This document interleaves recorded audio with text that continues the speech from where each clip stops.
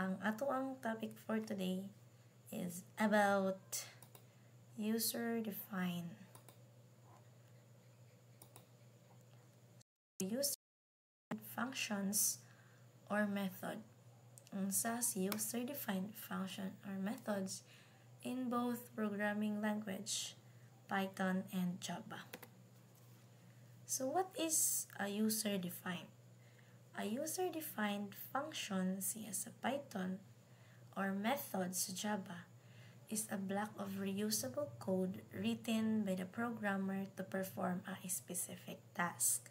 Instead of writing the same logic multiple times, you can define functions or methods and call them whenever needed. So sa user-defined function is magtawag siya, depende sa ayaw, kapila siya magtawag. Instead nga magbalik-balik kag input dito sa imong code, pwede rin mo siya tawagon how many times. Kung depende sa imo ha, kung kapila nimo siya tawag-tawag lang user-defined function. So para mas masabtan siya, magatag ko og example. So si function din isa tinatawag function sa Python, then method sa Java. Para lang si function o method. So, Python in user-defined function. A function in Python is defined using the def keyword. So, it can take parameters, perform operations, and return results. So, si Python, may ilan na to siya kay magamit siya. Na siya def na keyword. Tapos, na siya mga it can take parameters, perform operations, and then return results.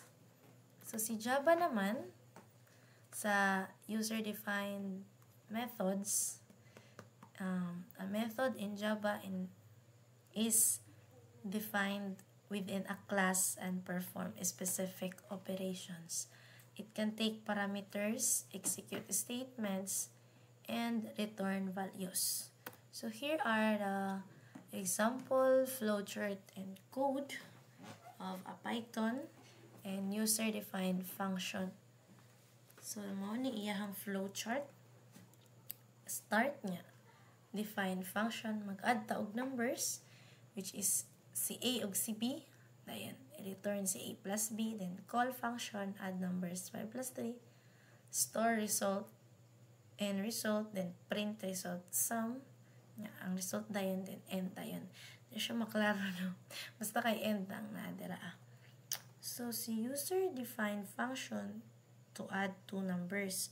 Mag-add kag duha ka numbers. So, define add numbers, mo ni mong function, then mo ni mong parameter, si A o si B. So, return A plus B. So, diri nagtawag ka ni function ni mo.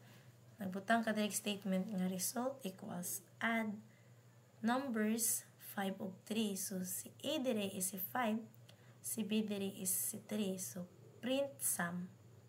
Print nimo si sum ug mugawas tayon ang result, which is ang result sa 5 ug sa 3.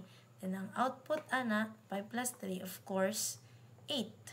So, check na to if sakto ba gid siya. We will go to Visual Code. And then, this one. Ira na to. Oh, sakto. So, dara siya. Sum colon is equal to 8. Ako siya equal dayan. Pero sum colon dayan, 8 dayan. So, 5 plus 3 is equals to 8. So, ani lang si Python kang user-defined.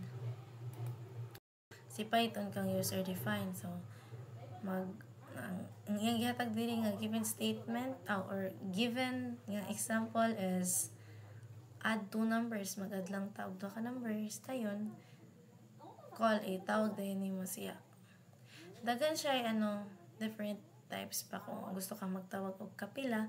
Nagdepende ra na sa imo ha, mag-add lang ka diri og mga statement sa imong code. Now, let's proceed to Java. Oh my god. This is a Java rather. Let's see. So, si Java siya, import java.util, example, import statement can be modified based on needs. So, muna yung flowchart, same lang siya, flowchart kay the same raman ako si Python o si Java. I-convert lang na ako si Python ngadto kang Java. So, muna na siya import, tapos public class, iyang public name is function, example, then kung nag-comment ko the user-defined function to add numbers, then yung public static int siya kay it's a number, then add numbers int a and b, so return a plus b. So mao ni iyang main function na diri si public static void main function. Comment ko diri og calling the function, so magtawag ka diri int result equals add numbers 5 and 3, then system.out print line, ang result dayon ay ma-print si sum plus result dayon which is ang 5 plus 3. So, nag-comment ko iyang output is 8 kay 5 plus 8 equals 5 plus 8. Sorry. 5 plus 3 equals 8. So, ang 5 ko no, 3. 1, 2, 3, 4, 5, 6, 7, 8. So, 8 siya. Ang agi makatag kinder tanan. So, 5, dunga ganog 3 is equals to 8. So, that's it for today's lesson. Always remember that the function of user-defined in both Python and Java is para pod magamay ra ang ato ang pagbutang sa code, dayon magamit na to siya to perform a specific task. Pagdagan man gani ang imong gusto nga tawagon, pag magbutang ka dito og daghan kaayo nga kuan code, or gusto nimo siya nga 3 times, 4 times, 5 times, so dili na nimo siya isa-isahon og encode dito. Instead magamit ta og user defined, magtawag lang ta pinis ato og kapilahon nato siya pagtawag. So mao na no ang gamit ni user defined in both Python and Java. Ang pagtawag-tawag lang, call naman na si user-defined function. So, I hope nga nasabtan na to si Python. Always remember that si Python is na siya keyword nga def. Tapos, si Java is kuti siya, na pa siya mga import the Java dito the scanner, then na pa siya public class, then na siya main functions, si Java. Tapos, basta kadto si Python na siya def nga keyword. Tapos, si Java is defined within a class and perform a specific operation. It can take parameters. Same lang man siya ni Python ug ni Java nga na sila mga parameters, na sila statements. But as per mi na ko ginaingon sa inyo na si Java is OA gid siya do. Charis. Dagan man gud kayo og kuti-kuti pa si Java, unlike kay Python nga pwede na ka mo largo. Example ani. Largo na siya, di ba? Def, add numbers A and B. So parameter nimo si A and si B. Main function nimo si add numbers. Pag si Java manggod kay na pa siya import java.util public class, then na pa siya main functions.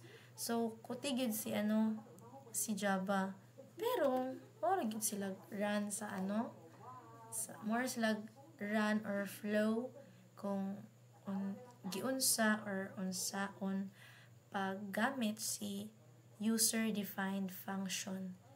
So balikon ko, si user-defined function is ginagamit siya para mugamay ang imuhang code, then